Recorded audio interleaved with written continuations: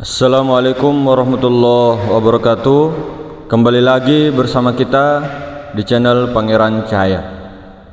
Saudara-saudaraku yang dirahmati Allah Subhanahu wa taala, kali ini kita akan membahas tentang tingkatan-tingkatan bagaimana kedudukan di ma'rifatullah. Duduknya seseorang itu di ma'rifat ada beberapa tingkatannya.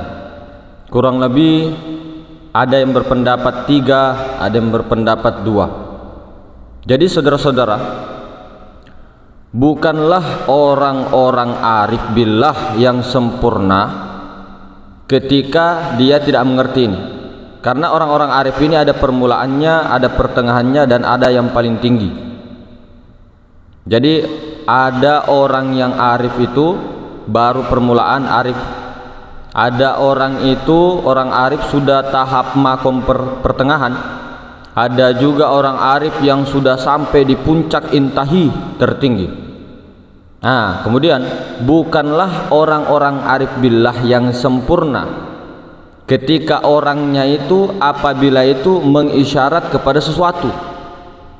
Jadi dia merasakan Allah itu lebih dekat kepadanya daripada sesuatu itu, atau daripada isyarat-isyarat itu.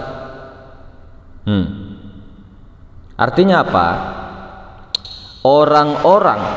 Orang arif ini tapi belum sempurna kearifannya, masih permulaan seperti tadi. Nah, jadi orang arif ini dia merasakan keberadaan Allah Subhanahu wa taala itu lebih dekat daripada dirinya dari segala sesuatu itu. Itu orang arif yang awal. Jadi dia merasakan adanya Allah itu lebih dekat kepada dirinya daripada tiap-tiap sesuatu. Bahkan andai kata dia mengisyaratkan kepada sesuatu, maka dia merasakan Allah itu lebih dekat kepadanya daripada isyaratnya itu. Nah, ini orang-orang arif yang permulaan, bukan orang arif yang sempurna, belum. Jadi permulaan di sini. Jadi Allah Subhanahu wa taala itu dia rasakan hadir besertanya, tidak hilang Allah Subhanahu wa taala darinya. Bahkan dia melihat, dia menyaksikan Allah pada isyaratnya itu lebih dekat kepadanya daripada isyarat itu sendiri. Nah, ini orang arif yang permulaan saja sudah begini. Jadi pokoknya apapun, segala sesuatu apapun itu, yang paling dekat kepadanya adalah Allah Subhanahu wa taala itu. Tidak ada sesuatu yang lebih dekat kepadanya, kepada dirinya selain daripada Allah Subhanahu wa taala. Jadi Allah itu menurut dia sangat dekat di dalam rasanya itu.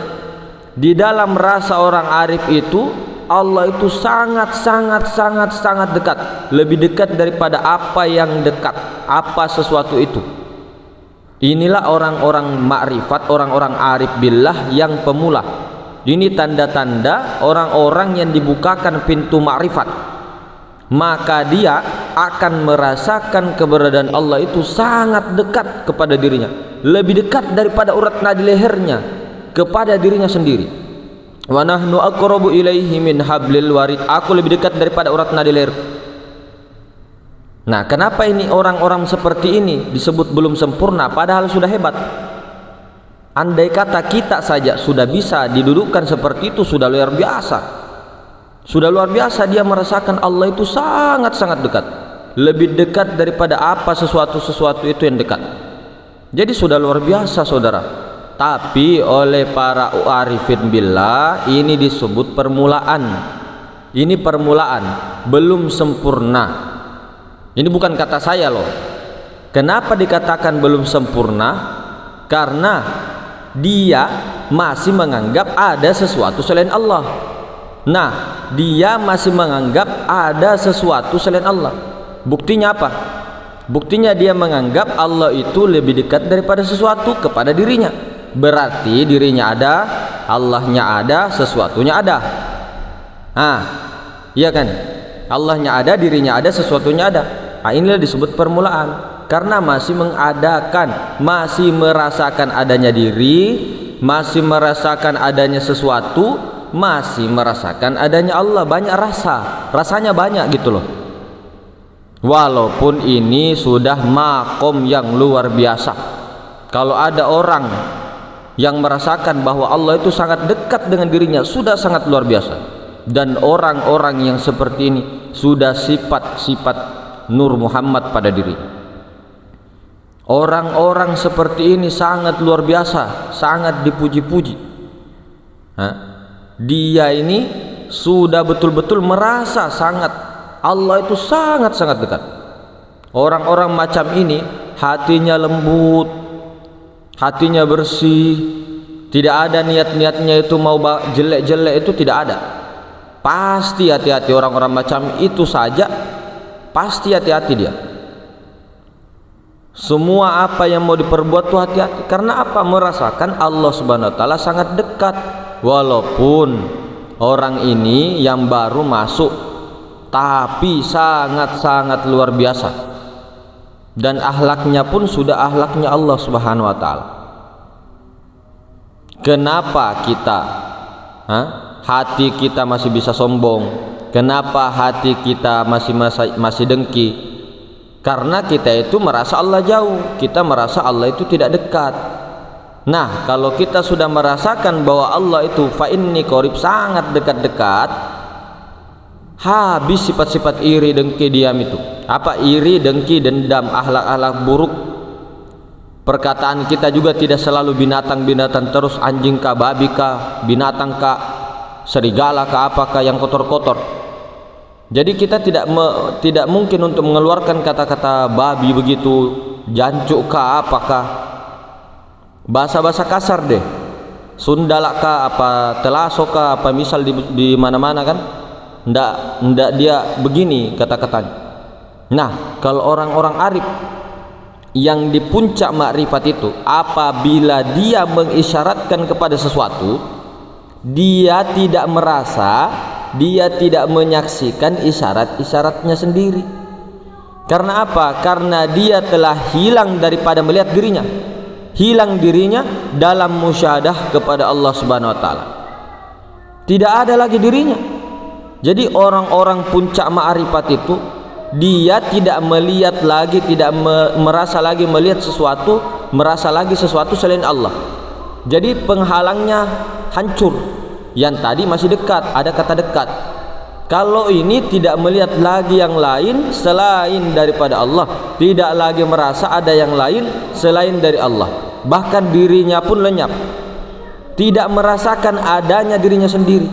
Jadi inilah orang-orang arif yang berada di puncak arif billah.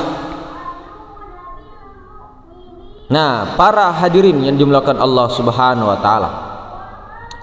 Jadi orang arif ini ada 3 keadaan, tingkatan makom, ada 3 tingkatannya. Yang pertama, jadi orang arif tadi yang pertama merasa Allah itu sangat dekat. Allah sangat dekat. Dirinya sesuatu Allah, lebih dekat Allah daripada sesuatu itu. Jadi keadaan orang arif yang awal ini, yang pertama ini, orang-orang yang menyaksikan sesuatu itu miliknya Allah. Sesuatu, ini kan sesuatu, ini sesuatu, ini sesuatu. Itu merasakan bahwa itu milik Allah, dan dia merasakan Allah itu lebih dekat daripada segala sesuatu itu, lebih dekat daripada yang dekat. Ini orang arif yang awal, tingkat dasar. Tadi sebabnya kenapa dikatakan masih pemula, karena orang ini masih banyak rasa selain Allah Ta'ala. Dia masih merasa ada dirinya, dia masih ada merasa ada sesuatu, dia masih merasa Allah itu ada, masih banyak rasa-rasa. Walaupun dia merasakan Allah itu terhadap itu sangat dekat kepadanya, bahkan daripada urat nadi lehernya. Di dalam surah Al-Fatihah diisyaratkan dengan firman Allah, iyyaka na'budu. Iyyaka na'budu itu adalah makomnya ini. makomnya orang-orang yang arif yang pertama. Iyyaka na'budu, hanya kepada engkau kami menyembah. Iyyaka na'budu, ada kami, ada engkau, ada sembah, banyak. Ada kami, ada engkau, ada engkau. Nah, kalau kami kan banyak, engkau. Nah, jadi kalau kita sudah menyaksikan bahwa segala sesuatu adalah miliknya Allah Ta'ala, dan kita menyaksikan bahwa Ta'ala itu sangat dekat kepada sesuatu itu, lebih dekat daripada segala yang dekat itu, maka kalau sudah bisa seperti itu sudah masuk orang arif, tingkatan mubtadi, permulaan, tingkatan al-ula, pertama. Jadi tingkatan itu tadi luar biasa. Kemudian tingkatan orang-orang arif yang kedua apa? Tingkatan orang arif yang kedua apa? Dia menyaksikan sesuatu itu tidak terlepas dari Allah. Nah, dia menyaksikan sesuatu itu tidak terlepas dari Allah. Ini disebut dalam surah Al-Fatihah, wa iyyaka nasta'in. Tadi iyyaka na'budu, wa iyyaka nasta'in. Hanya kepada engkau kami meminta pertolongan. Merasa dirinya ada, cuma dia tidak bisa berdaya upaya gitu loh. Nah, ini sudah orang arif yang tingkatan kedua. Dia menyaksikan sesuatu apapun itu tidak terlepas dari Allah. Jadi tidak terlepas itu lebih dekat daripada yang tadi, lebih ini tadi, karena dia merasa dengan melihatnya, dengan kudrah iradahnya, dengan kudrah iradahnya Allah. Jadi ketika menyaksikan sesuatu apapun itu tidak terlepas daripada Allah, maka inilah orang-orang arif yang tingkatan dua.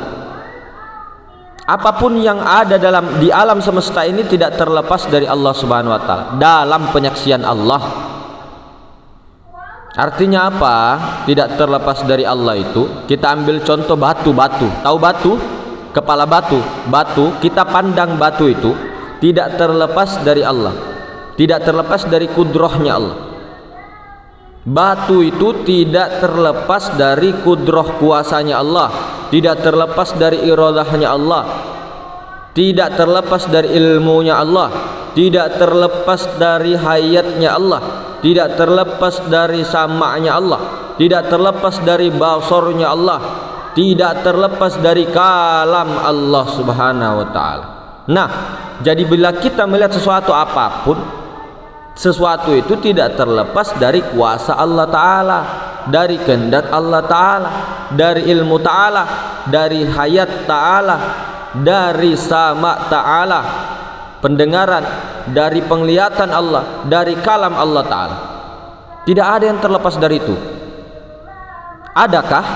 Adakah dalam alam semesta ini yang tidak masuk dalam itu? Ada.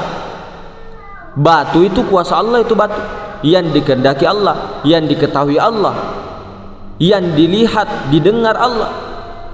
Jadi tidak ada yang lepas dari itu, dan ilmu Allah itu tidak akan terhenti sedetik pun. Nah, penglihatan Allah itu tidak akan terpenjam sedikit pun. Pendengaran Allah Ta'ala tidak akan terlewat sedikit pun.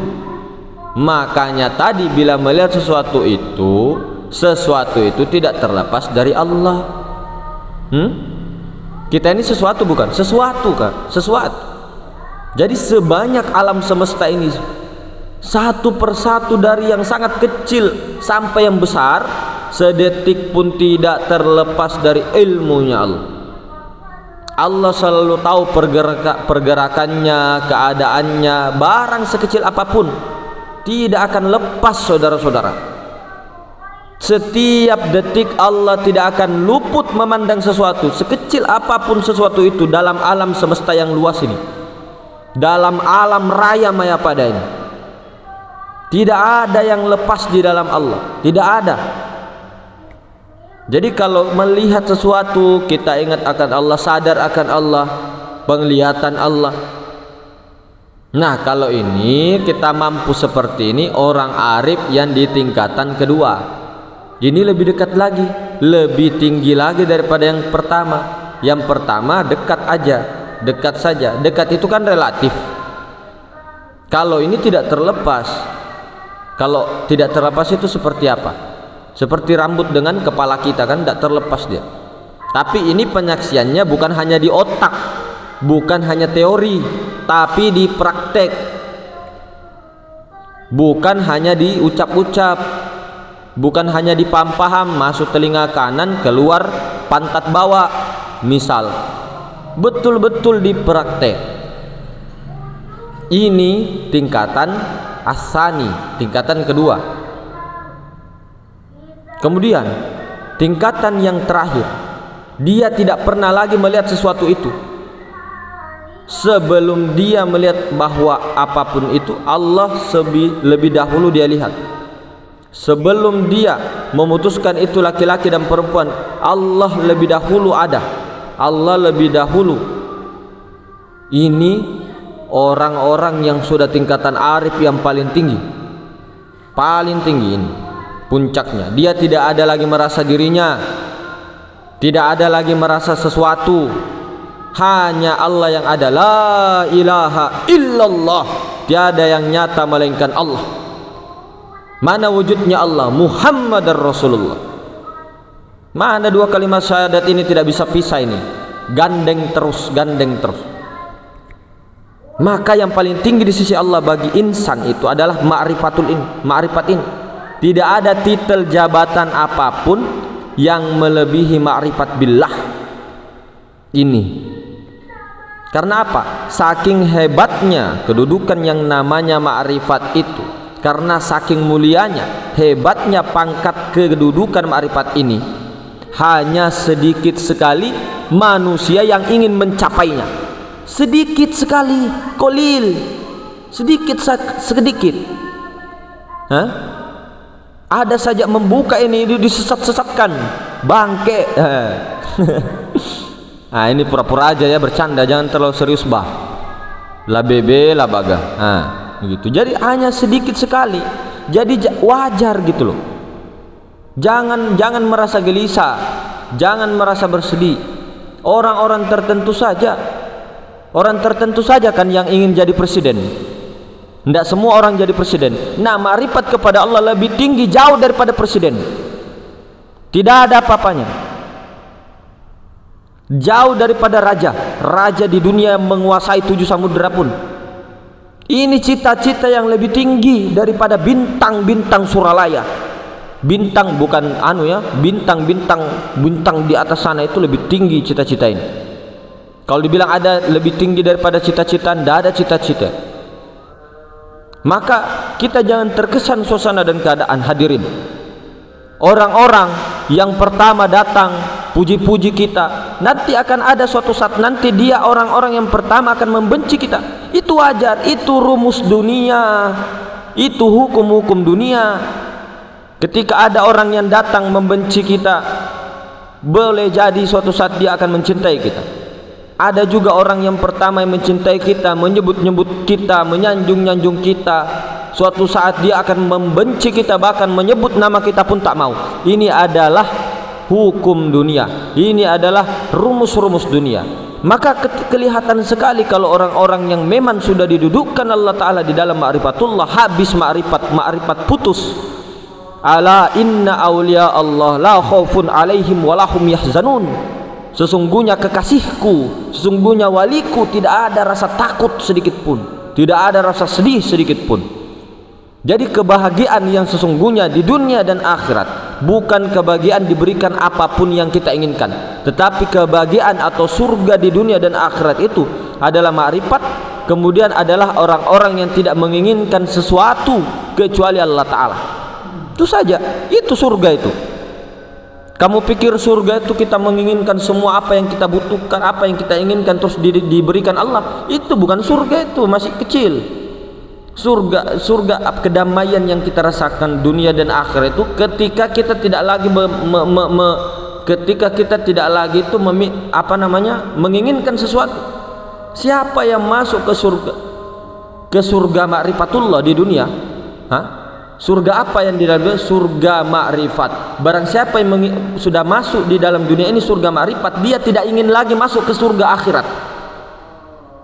Surga ma'rifat kepada Allah itu, dia walaupun hidup di dunia, dia sudah merasakan kenikmatan-kenikmatan melebihi, jauh melebihi kenikmatan-kenikmatan surga yang ada di akhirat.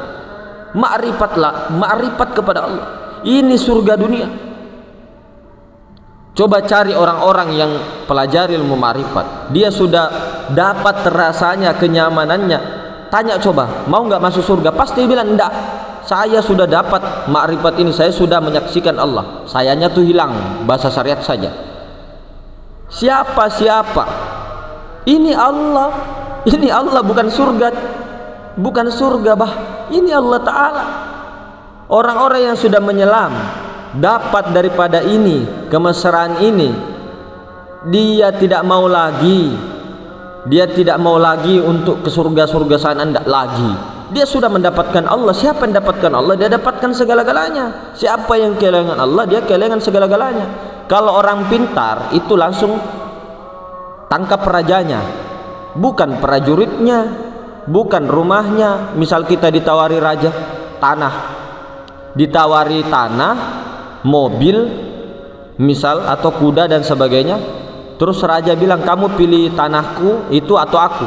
Nah kalau orang cerdas pasti pilih aku, pasti pilih si raja itu, bukan pilih tanah. Itu orang labaga, ya, orang labaga mentong itu orang labaga, pilih tanah sama kuda. Kalau kau dapat rajanya, kau dapat Allah, dapatkan segala-galanya. Alam semesta itu tunduk, bukan berarti kita mau jadi Allah, enggak. Mengakui Allah, habis sifat-sifat adanya diri kita, habis rasa-rasa adanya sesuatu itu. Jadi sudah tunggal, sudah manunggal. Maka orang sudah manunggal meninggal. Dia sudah meninggal sekarang, innalillahinya sekarang. Ya Allah ya Karim, kenapa sih ini sambil bercanda ya, biasa. Namanya juga ya YouTube kan, namanya juga film-film, jangan terlalu anu lah, santai aja. Namanya sinetron kan, Angling Dharma itu apa, semua di sinetron Indosiar itu ada kan, itu peran-perannya masing-masing. Ini hanya sinetron aja ini, sedangkan di YouTube saja ini sinetron, sedangkan di dunia saja ini hanya panggung sandiwara. Kenapa sih terlalu ribet? Jangan terlalu masuk hati bah. Jadi inilah orang-orang ketika sudah hilang lagi rasa-rasa dirinya, hilang sesuatunya, luar biasa. Maka sebelum sebenarnya masuk ke sini, bagusnya itu belajar dasar-dasar dulu. Belajar dasar-dasar. Apa itu dasar-dasarnya? Tauhidnya tauhid awam dulu. Makanya di pondok pesantren itu ada namanya akidatul awam. Belajar ilmu-ilmu. Sebelum itu kita belajar penyakit-penyakit hati, belajar ilmu batin. Untuk mengenali batin-batin kesombongan kita kah? Tidak bagus sombong itu. Tawaddu ganti dengan tawaddu, riya ganti dengan ikhlas. Itu hubbud dunia, cinta dunia ganti dengan zuhud. Begitu pelajari, begitu-begitu, bersangkutan dengan hati, kolbu. Maka dia juga mempelajari akidah ahlus sunnah wal jamaah. Akidah 50 aqaid itu loh, 50 aqaid. Apa-apa yang wajib, mustahil bagi Rasul, wajib bagi Allah, mustahil bagi Rasul, mustahil bagi malaikat dan sebagainya. Jaiznya, wajib, mustahil, jaiz. 50 aqaid itu supaya kita selamat daripada menggambarkan Allah sebagai rusak-rusak. Allah seperti apa, Allah seperti apa. Jadi supaya tauhid kita beres, dipelajari 50 aqaid. Jadi dibuang itu sifat-sifat yang tidak bagus, dihiasi. Allah Ta'ala jangan diserupakan dengan sesuatu apapun. Allah itu bukan sesuatu, Allah itu maha segala sesuatu. Jangan kau pisah-pisah. Inilah jalannya para penghulu sufi, dibina untuk akidah dulu, minimal 20 sifat wajib itu. Tidak hafal, yang penting sifat ma'ani itu tahu, sifat ma'nawiyah kedudukannya di mana. Baru zikir-zikir juga dipelajari, tapi zikirnya bukan hanya mulut yang berzikir, tapi dengan hudur, dengan rasa hadirnya hati. Dengan perhatikan saja sifat ma'ani itu, nah, kudro, iroda, ilmu, hayat, sama, basor, kalam. Jadi perhatikan saja itu sifat ma'ani, ruh yang bernyata kepada batang tubuh. Jadi Muhammad yang berkudro, yang beriroda itu Muhammad, Nur Muhammad yang ruh itu loh. Muhammad yang melihat, Muhammad yang mendengar, Muhammad yang berkalam, bukan kita. Muhammad yang berdoa. Kalau kita yang berdoa, pret. Kalau kita yang berdoa. Jadi Muhammad itu yang berkudro, iroda, ilmu, hayat, sama, basor, kalam itu Muhammad, nyawa. Itu nyawa sifat Allah. Insan itu yang disebut insan, bukan kita. Cuma nampak kepada batang tubuh, kudrohnya nampak kepada tangan, irodahnya nampak kepada hati, ilmunya nampak kepada ilmu tahu kita, tahunya, hidupnya nampak kepada napas, pendengarannya nampak kepada telinga, penglihatannya nampak kepada mata, kalamnya nampak kepada bibir. Itu coba bongkar itu kau punya mata itu, bongkar kau punya mata itu. Ada enggak sifat basor di situ? Kalau kau bongkar kau punya mata, kan tidak ada, laisa. Itu Muhammad, itu yang disebut Nur Muhammad. Woi, bukan Nabi Muhammad SAW yang kita maksud, diserupakan dengan Allah. Baru kamu bilang menyembah Nabi Muhammad. Matamu kui lo, bahasa Jawa, daluan meripat bukai lo. Nah. Santai ya, santai. Jangan panas. Nah, jadi begitu tadi, saudara-saudara, meskipun makrifat yang paling rendah masuk ke sana, itu alhamdulillah sekali, syukur sekali. Yang merasa tadi dekat dengan Allah, merasa paling dekat dengan Allah, dekat Allah daripada segala sesuatu itu lumayan sudah. Tapi kalau mau bagus, naik lagi ke atas, naik lagi sampai ke intahi, ke puncak. Meskipun kelihatannya ikhtiar kita, doa kita kelihatannya, tapi itu yang berikhtiar tuh Nur Muhammad, yang berdoa tuh Nur Muhammad, yang mengkabulkan pun Allah Ta'ala, terserah Allah. Nur Muhammad itu siapa tuh? Sifat Allah kan? Sifat Allah itu tiada lain daripada zat dia juga labaga. Subhanallah walhamdulillah. Jadi jika tidak minimal tingkatan awal orang arif, jika tidak ya Allah, orang arif tidak, sufi tidak, sapi iya, salapi sorry nyebut merek ini. sorry bos. Apa namanya, maksudnya ini kalau tidak menjalankan jalan-jalan mereka, para wali, para sufi, ini para wali Allah, kitab-kitabnya ini dimuseumkan pak, dimuseumkan, tapi ilmunya dibuang.